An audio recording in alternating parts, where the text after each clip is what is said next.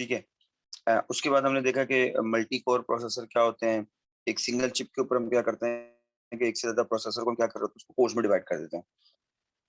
अब इसमें कुछ लॉजिक्स हैं कि कुछ काम जो है वो जो कोई एक प्रोसेस चल रहा है या कोई एक जॉब आई है, जैसे सपोज आपने कोई प्रोग्राम ओपन किया है और उस प्रोग्राम क्या करता है कि वो अगर मल्टी कोर प्रोसेसर है तो वो डिफरेंट प्रोसेसर के ऊपर इन डिफरेंट वे कोर के ऊपर डिफरेंट कोर्स के ऊपर जो है वो उसको वो कर देता है, डिवाइड कर देता है। मैं आपको एक और भी इसकी एक बड़ी चीज दिखा देता हूँ थोड़ा सा, ताकि आपको ये कोर वाला भी इलेबोरेट हो जाए।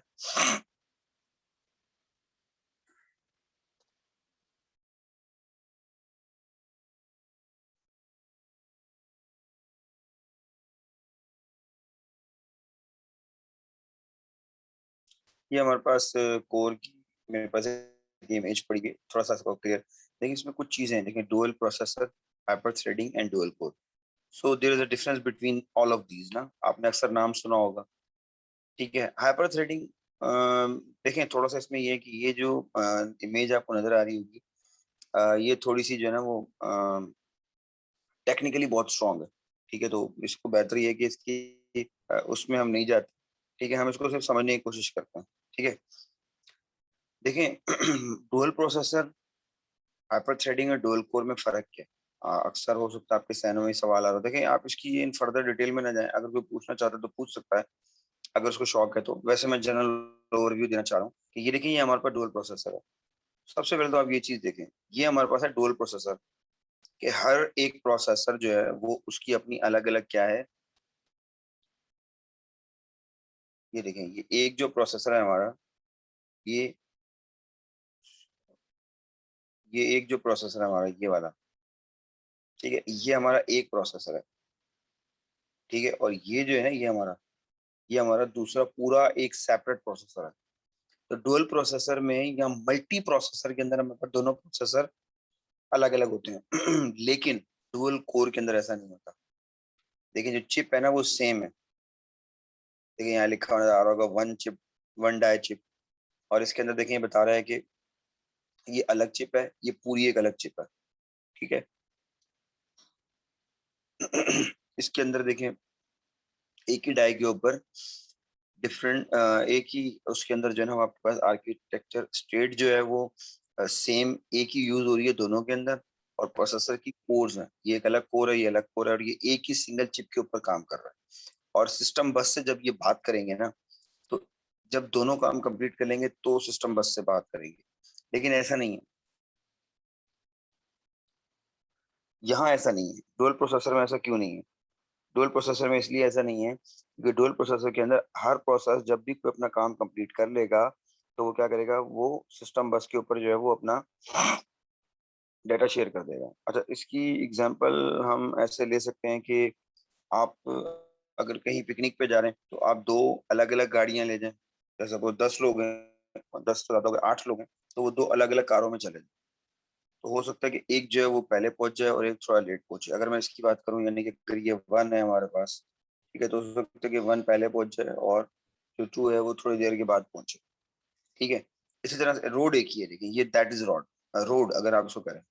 और ये वाला जो है ना, इसमें आप ये कि कोई एक बड़ी गाड़ी ले लें जिसके अंदर जो है वो आराम से 14-15 लोग आ सकते हैं, तो आप सब उसमें बैठ जाएं तो आप एक साथ ही पहुंचेंगे इसमें। ठीक है, तो ये क्योंकि दैट इज रोड, बहुत सिंपल वे में मैंने इसको समझाया, इसमें कोई वो नहीं है। ठीक है, कोई मुश्किल चीज नहीं है। ठीक है, तो ये छोटा थोड़ा सा एक डिफरेंस है। इसके अलावा भी और भी डिफरेंट देखें, जितने आप कॉस्ट लगाएंगे उतना ही आपके पास क्या होगा, चीज अच्छी मिल जाएगी। ठीक है, ये जनरल व्यू में बात कर रहा हूँ, मैं टेक्निकल नहीं जा रहे। अच्छा, एक चीज और भी देखें, ये देखें, ये जो हमारे पास डुअल प्रोसेसर है इसके अंदर हर प्रोसेसर की मेमोरी अलग होती है, रैम। देखिए इस प्रोसेसर की रैम अलग है, इस प्रोसेसर की रैम अलग है, इस प्रोसेसर की रैम अलग है, इसकी अलग है। फिर इसकी ये देखें, आपको नजर आ रहा होगा इसके डिफरेंट जो कंपोनेंट्स हैं वो भी अलग से इसको आ रहे हैं जो इसको ज्यादा पावरफुल बना रहे हैं। लेकिन यहाँ पे ऐसा नहीं है, यहाँ पे एक ही आप पर रैम चैनल है, जो कि ये वाला प्रोसेसर जो इसके अंदर जो डिफरेंट कोड्स हैं वो शेयर कर रहे होते हैं आपस में। ठीक है, तो इसमें ऐसा नहीं है। यहाँ पर तो देखें अलग अलग नजर आ रहा है। Is that clear? Anyone have any question regarding dual processor and dual core can ask please, because the image is open here and it's very simple to describe how the what is the difference between the dual processor and dual core. Anyone else? किसी को कोई चीज अगर समझ में नहीं आए तो पूछ सकता है. All clear? खामोशी का मतलब हाँ है या ना है? Yes sir. Yes sir. ठीक है. अच्छा, ये हमारे पास फिर ये देखिए, ये वाला डिफरेंस हम देख चुके हैं. ये बेसिकली फर्क क्या है इसमें. अब डिफरेंट कंपनीज हैं, वो डिफरेंट वो बनाती हैं. आप चाहें तो अगर इसका मैं एक आसान, जब आप कंप्यूटर क्योंकि बिल्कुल ही जनरल लेवल पे पढ़ रहे हैं हम कंप्यूटर को, तो आप अगर चाहें तो आप जाके खुद से भी इसको इंटेल, अभी कौन सा चल रहा है, Intel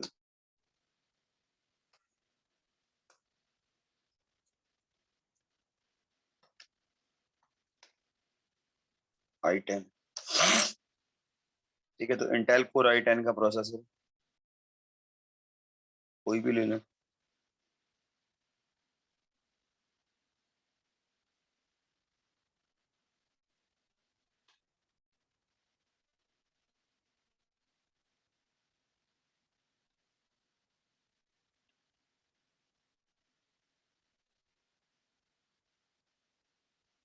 Xeon core.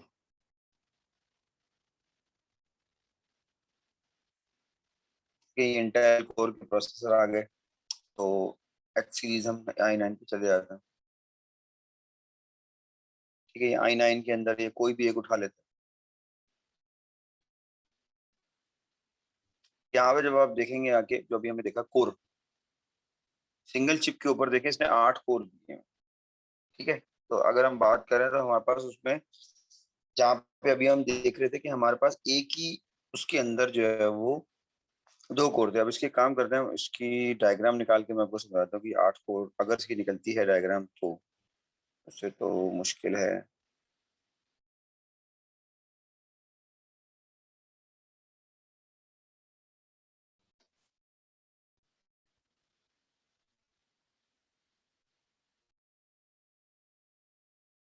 Internal diagram.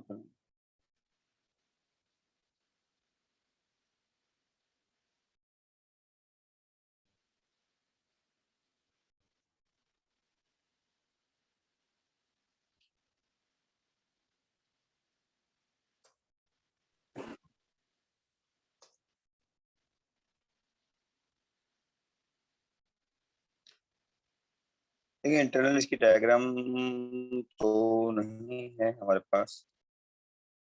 हाँ, शायद 7 की मिल जाए. ठीक है. अच्छा, ये देखें, यहाँ पे हमें जो है वो एक 7 की डायग्राम मिल गई. मैं इसको डिटेल में नहीं जा रहा, थोड़ा सा आपको क्लियर करना चाह रहा हूँ चीजें कि काम कैसे कर रही है, ताकि आपको कल को ये पता हो कि डुअल प्रोसेसर में फर्क क्या है. देखें, एक ही एल कैश है. ठीक है, एक ही मेमोरी रैम है. और ये देखें, core i7, Intel core i7. Intel core i7 अगर आप लेते हैं, उसके अंदर देखें, आप बोलेंगे कोर कितने, तो देखें 1 2 3 4, ये सब आपस में कम्युनिकेशन करते हैं. और जब आप कोई प्रोग्राम रन करते हैं, देखें अभी जो हमने देखा था कोर i9, तो उसमें 8 कोर थे.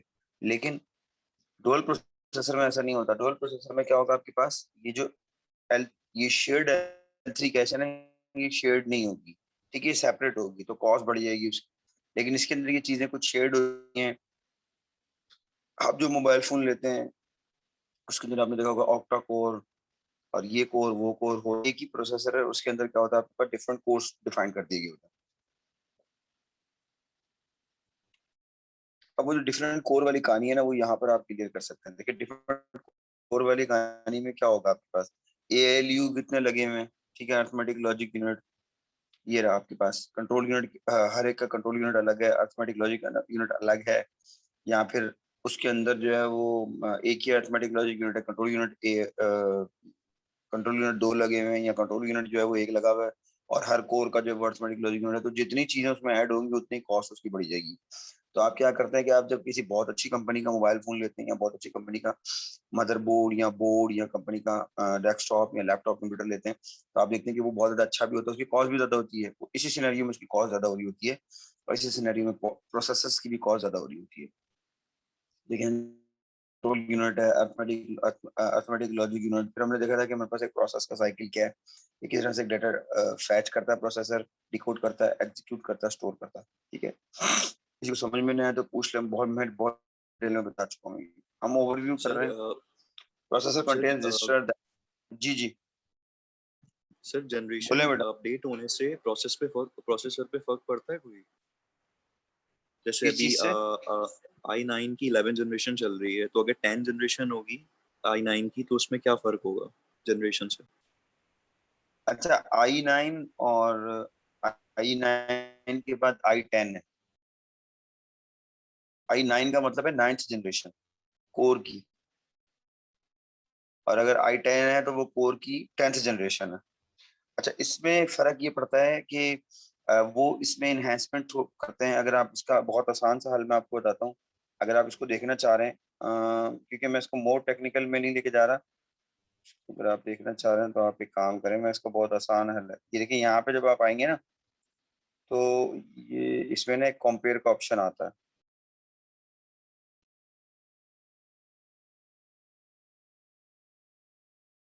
पहले तो आता था,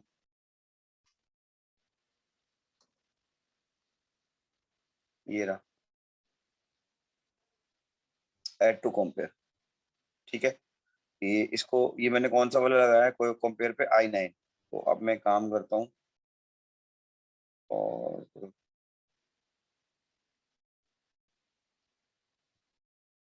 Core i7 पे जाता हूँ। कोई भी निकाल लें आप जो निकालना चाह रहे हैं, और इसको भी ऐड टू कंपेयर कर लें।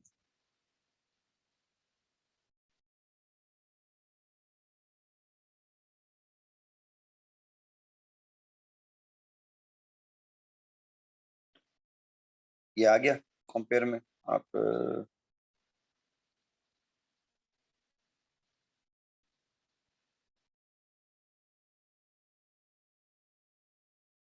ये यहाँ पे ना से कोई कंपेयर का ऑप्शन आता है, तो आप देख लीजिएगा। मैं तो खैर देखता रहता था। तो इसमें आप जब आप उसको रीड करना शुरू करेंगे ना, तो आपको देखिए एक चीज नजर आएगी नहीं यहाँ पे, वो एनवायरनमेंट एनहांसमेंट आपको नजर आ जाएगी। देखिए जैसे यहाँ पर ये कह रहा है कि इसकी लिथोग्राफी जो है वो 14 नैनोमीटर के ऊपर है। ये वो बड़ी जबरदस्त टेक्नोलॉजी है।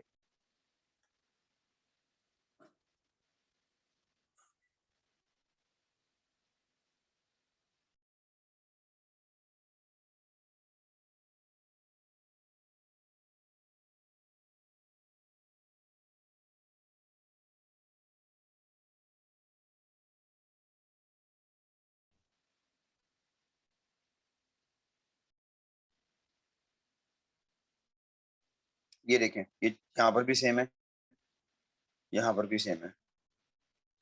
मैं आपको डिफरेंस दिखा, डिफरेंस कहाँ पे जाएगा आपको खुद देखना पड़ेगा डिफरेंस। अब देखें ये नंबर ऑफ थ्रेड्स 16 है, नंबर ऑफ कोड्स 18 है। ये बहुत टेक्निकल बता रहा हूँ चीजें। फिर प्रोसेस स्पीड क्या है, इस पर जब आप क्लिक करेंगे तो इधर आपको दिखेगा। ठीक है, और सबसे ये बहुत मेन पावरफुल चीज है, ये कह रहा है कि जो कैशे है 16 MB है।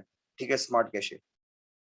इसमें भी 16 MB था, इसमें बस स्पीड 8 GB तक सपोर्ट करता है, इसमें भी 8 तक करता है। अब इसमें एक और चीज बता रहा है, ये टर्बो बूस्ट मैक्स टेक्नोलॉजी कह रहा है। ठीक है, और टर्बो बूस्ट टेक्नोलॉजी फ्रिक्वेंसी वो इसमें नहीं है। या इसमें है भी तो देखो 4.9 और 4.8 है। टीडीपी इसकी पावर जो है वो 65 वाट का है। ये 95। अब इसमें कुछ और भी ऐड होगी, कॉन्फ़िगर टीडीपी डाउन फ्रिक्वेंसी। वैसे ये 125 वाट का है, लेकिन वो कह रहा है कि 3 मेगाहर्ट्ज पे काम करेगा तो 95 वाट का है। तो ये इसमें चीजें ऐड होती जा रही है। ये बज़ाहिर अगर आप इसको थोड़ा सा रीड करते जाएंगे तो आपको जैसे मैं अब इसकी एक छोटी सी एग्जांपल देता हूँ कि मेरे पास जो इस वक्त मेरा जो कंप्यूटर है, जो मेरे पास मौजूद है, मेरा मदरबोर्ड, जो मैं जिस लैपटॉप से आपको पढ़ा रहा हूँ, एक मिनट, ये है कोर की फर्स्ट जनरेशन। ठीक है, कोर i5। तो इसके अंदर क्या है कि मेरे पास जो है ना, मैं एक और चीज दिखाता हूँ आपको। ये देखें, ये डिस्प्ले 3 सपोर्ट करता है, मेरे वाला 3 नहीं करता, 2 करता है। ठीक है, उसके अलावा ये वायरलेस डिस्प्ले सपोर्ट करता है। खैर इसमें नहीं आ रहा, मेरे वाला तो नहीं करता। ठीक है, तो ये वाला क्या है, मेरे वाले के अंदर क्या चीज है, देखें ये 128, मेरा जो प्रोसेसर है ना, जो इस वक्त मेरे कंप्यूटर में लगा हुआ है, वो सिर्फ 8 GB रैम को सपोर्ट करता है, और ये 128 GB को सपोर्ट कर रहा है। ये भी 128 GB कर रहा है, ये DDR4 को सपोर्ट कर रहा है, ये भी DDR4 को कर रहा है। 50 GHz पे इसकी जो जो बैंडविड्थ है, यानी कि ये डाटा ट्रांसफर रेट है इसका 50 GB है, इसका भी 50 GB है। ठीक है, तो ये आप चीजें इसको देख लें, जैसे इंटेल एचडी ग्राफिक्स 750 है इसके अंदर।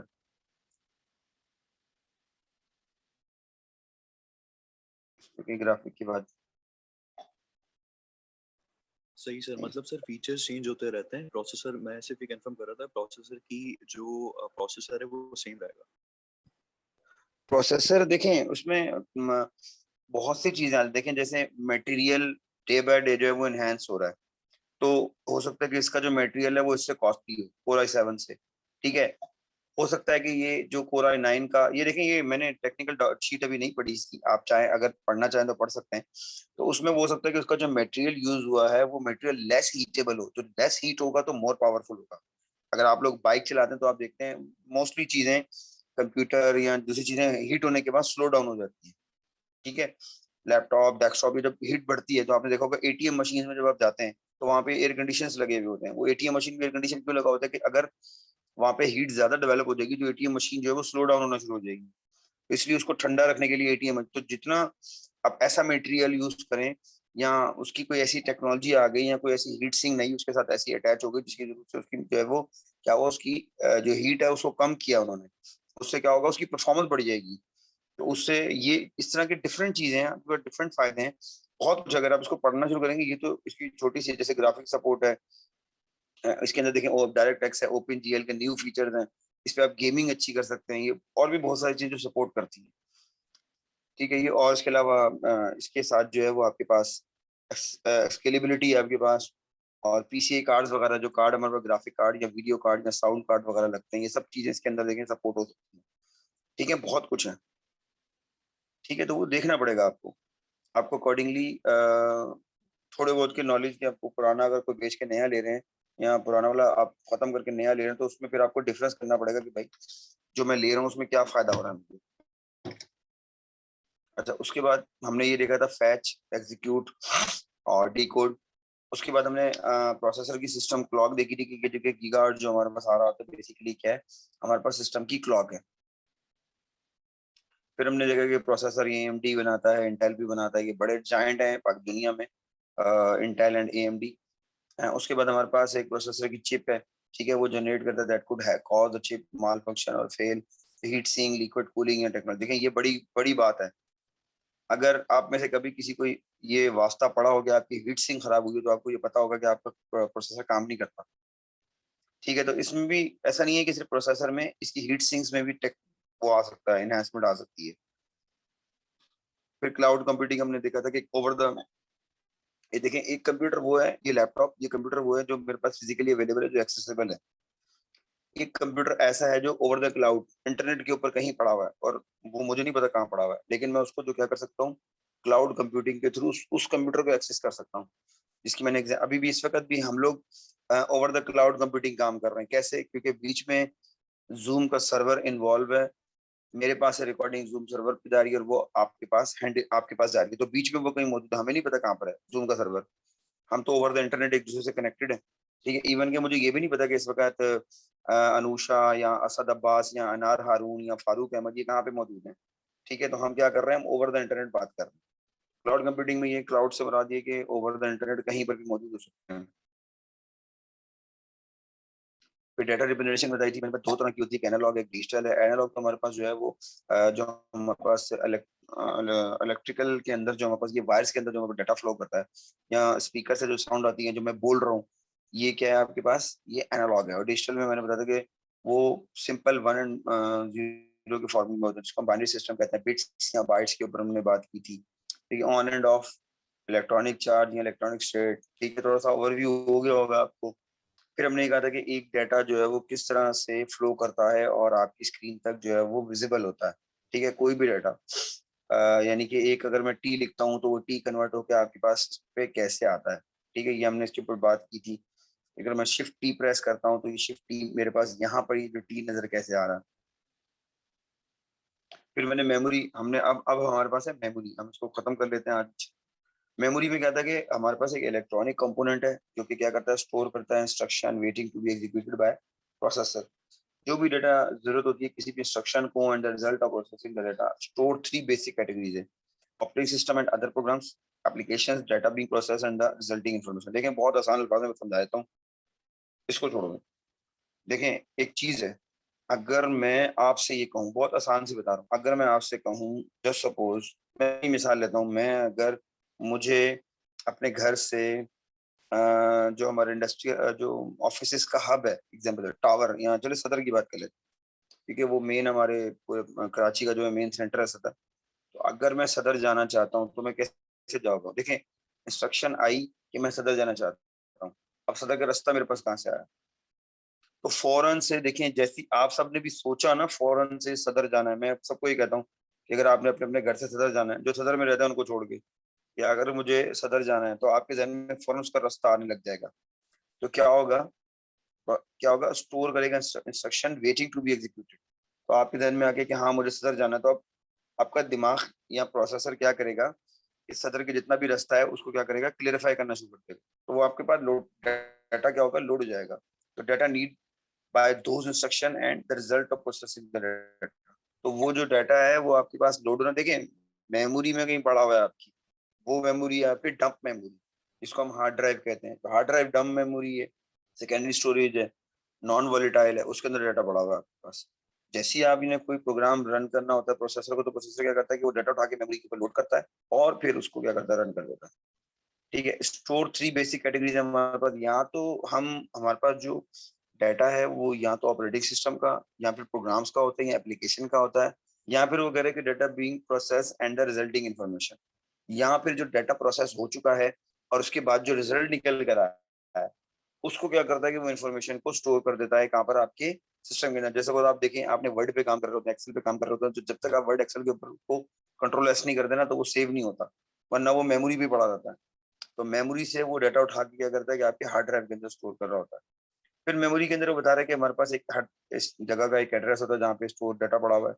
जैसे कि ईच लोकेशन की एक लोकेशन है हमारे पास, तो उसका कोई ना कोई एड्रेस है। तो अगर आपको जैसे सपोज कहीं अगर आप स्टेडियम वगैरह में गए हो, तो उसमें जब आपको एक टिकट मिलता है, या कहीं सिनेमा में गए हो, तो आपको इस तरह से टिकट मिलता है कि J21।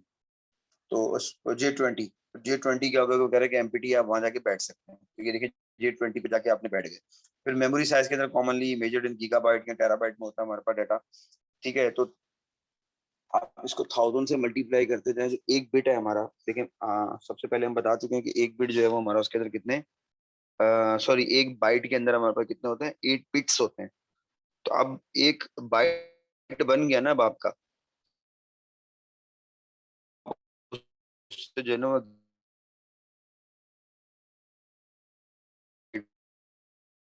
मेगाबाइट टेराबाइट सब बना सकते हैं। ठीक है, तो इसकी बहुत अच्छी सी है कि मैं आपको दिखा दूं तो ज्यादा बेहतर है।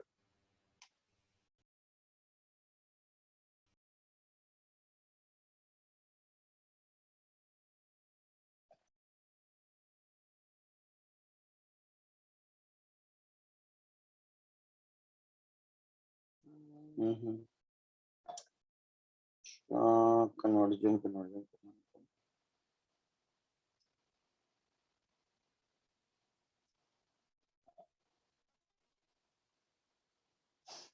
यही आ गया। अच्छा, अगर थोड़ा सा आपको विजिबल हो रहा हो, थोड़ा सा देख लीजिएगा। ये देखिए, ये आपको बता रहा है कि वन, मैंने आपको क्या बताया कि हमारे पास एक बाइट है, सॉरी हमारे पास 8 बिट है। 8 बिट का एक बाइट तो बना लिया हम। ठीक है, यहाँ तक क्लियर है। जब हमने एक बाइट बना लिया ना, तो अगर हम अब उसके 1024 बाइट्स होंगे तो 1 किलो बाइट बनेगा। फिर 1024 किलो बाइट्स होंगे, बहुत आसान सी बात है, कि मैट्रिक की बात है, यूनिट कन्वर्जन वाली। तो हमारे पे कितना बनेगा, 1 मेगाबाइट। ठीक है, जो हम यहाँ पे देख रहे थे स्लाइड के अंदर। फिर जो 1024 मेगाबाइट्स होंगी, तो उसको क्या बनेगा हमारे पास, एक 1 गीगाबाइट। ठीक है, फिर 1024 गीगाबाइट होंगे तो 1 टेराबाइट, 1024 टेराबाइट होंगे तो क्या बनेगा, 104 पीटाबाइट। ठीक है, is that clear? Yes sir. ठीक है, तो अब देखें ये हमारे पास यहाँ पे जो मेमोरी साइज है ना, वो बाइट्स में आ रहा है। हमेशा याद रखिएगा, मैं पहले भी आप लोगों को बता चुका हूँ कि जो इंटरनेट है आपका वो बिट्स में होता है, क्योंकि कम्युनिकेशन हमेशा बिट्स में होती है, और जो स्टोरेज डिवाइसेस है वो आपकी बाइट्स में होती है। तो आपके घर में जो इंटरनेट कनेक्शन लगा हुआ है, अगर आप कहते हैं मेरे घर में 1 MB का कनेक्शन है, तो it's means that you don't have the connection of megabytes, because megabytes used for storage, you have the connection of megabits.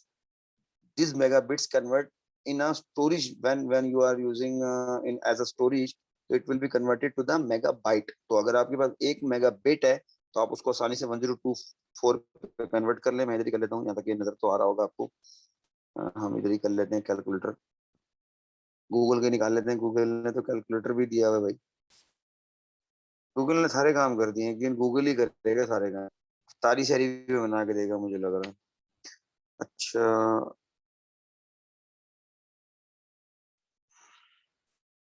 कितना बताया था मैंने? 1024।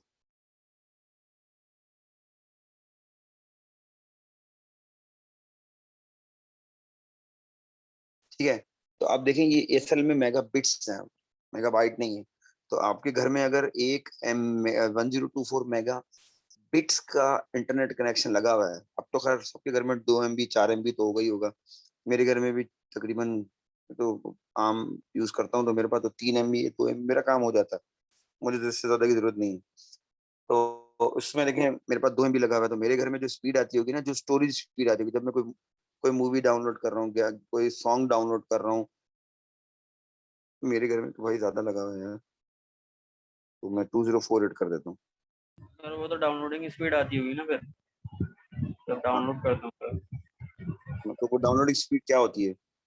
यही तो पूछ रहा हूँ ना सर, 2 MB आती होगी या 3 MB, जितने आए आपका इंटरनेट हिसाब से ना। एक मिनट यार, ये नाराज क्यों हो गया?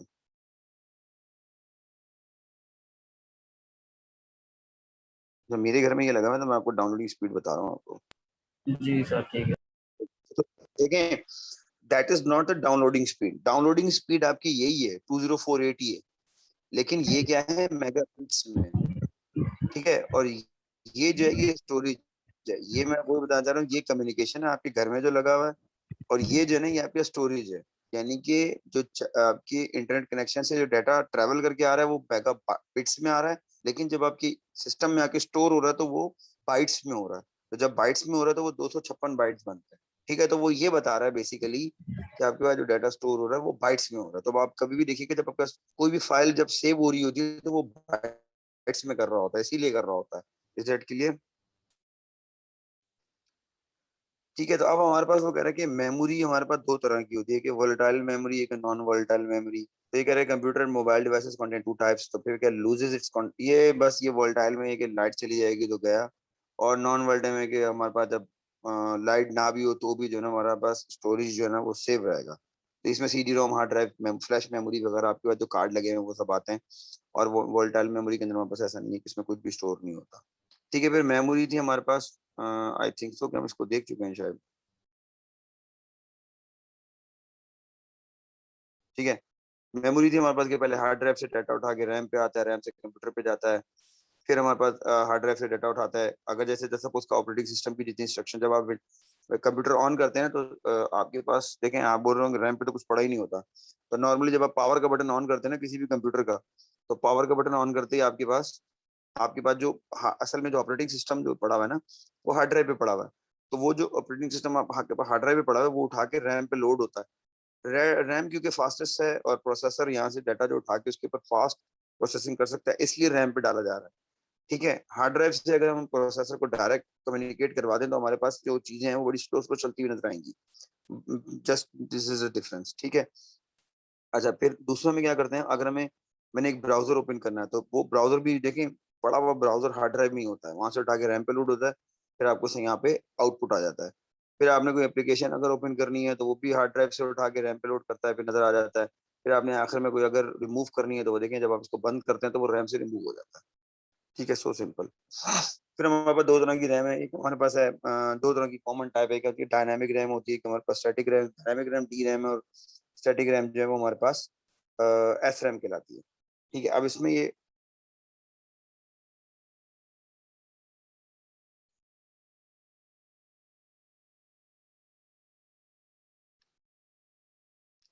अब देखें आपके पास बहुत सारी किस्म की जो है ना वो रैम्स हैं जो इस वक्त आप मार्केट में देख रहे होंगे।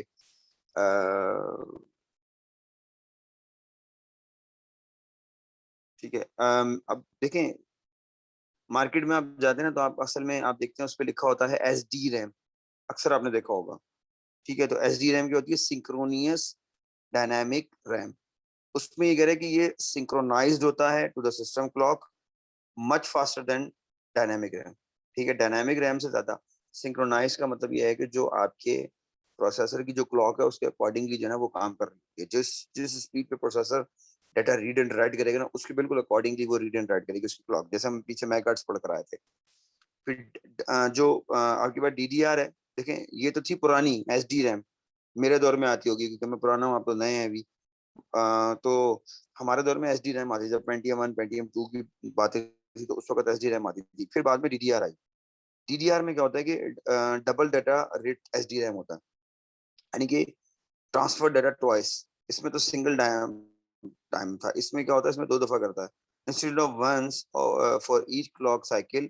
यानी कि जो आपकी एक क्लॉक साइकिल है ना, असल में होता ये है कि जो प्रोसेसर की जो साइकिल है ना, एक क्लॉक, एक आपके पास ऑन एंड ऑफ, तो उसको मिला के एक साइकिल बनती है। तो वो कह रहे हैं कि प्रोसेसर की एक जो क्लॉक साइकिल है उसके अकॉर्डिंगली चल रही थी SD रैम। लेकिन जो DDR थी ना, डुअल डाटा वाली, डुअल डाटा में ये हुआ कि वो दोनों में उसको डाटा जो है ना वो राइट कर रहा है, यानी कि उसकी जो क्लॉक जो उसके 0 पे आ रही है और जो 1 पे आ रही है थोड़ा सा बेहतर हो रहा है, रीड एंड राइट कर रहा है, उससे थोड़ा सा बेहतर हो रहा है। फिर DDR2 आई थी, DDR से ज्यादा फास्टर थी। फिर थर्ड जनरेशन आई तो वो DDR2 से ज्यादा फास्टर थी, design for computer with multi core processor. देखें अब मल्टी कोर प्रोसेसर की बात हो रही है, ठीक है, मल्टी प्रोसेसर की बात नहीं हो रही। तो मल्टी कोर प्रोसेसर जो है ना वो DDR3 के लिए, क्योंकि ये और ज्यादा फास्ट हो गया। फिर 4 आया तो ये फास्टर थी। फिर अब आई है RD रैम, ठीक है, रैम्बस D RAM, much faster then SD RAM. ठीक है, तो बेसिकली ये है SD रैम, इन दोनों को मिला के बनाई गई स्टैटिक रैम और डायनेमिक रैम। ठीक है, तो ये आपस में क्या किया, फिर ये डिफरेंस बता रहा है हमारे पास कि रैम जो है वो मोस्टली ये इसके अंदर चिप्स लगी हुई होती हैं ये। ठीक है, और इसके अंदर ये हमारे पास क्या है, सिंगल इनलाइन मेमोरी मॉड्यूल। तो ये सिंगल इनलाइन मेमोरी मॉड्यूल है वो ये बता रहे थे कि सिंगल इनलाइन है। ठीक है, और ये हमारे पास डुअल इंच है, डुअल इनलाइन मेमोरी मॉड्यूल है। ठीक है, तो ये DDR है हमारे पास, ये हमारे पास पुरानी वाली है और ये नई वाली है। तो आप देखें कि अगर आप लगाते हैं तो आपके पास भी ये नजर आती होगी, लेकिन इसके इसकी जो ये पिने है ना ये कम होती है, इसकी पिने ज्यादा होती हैं। ये पिने बेसिकली बिट्स होती हैं, यहाँ पे जितनी ज्यादा पिने होंगी उतनी ज्यादा डाटा ट्रांसफर करेंगी। अब हमारे पास है मेमोरी की कैशे। मेमोरी कैशे बहुत इंपॉर्टेंट पार्ट है। ये देखें, ये आपको एक और चीज भी यहाँ मेमोरी कैशे में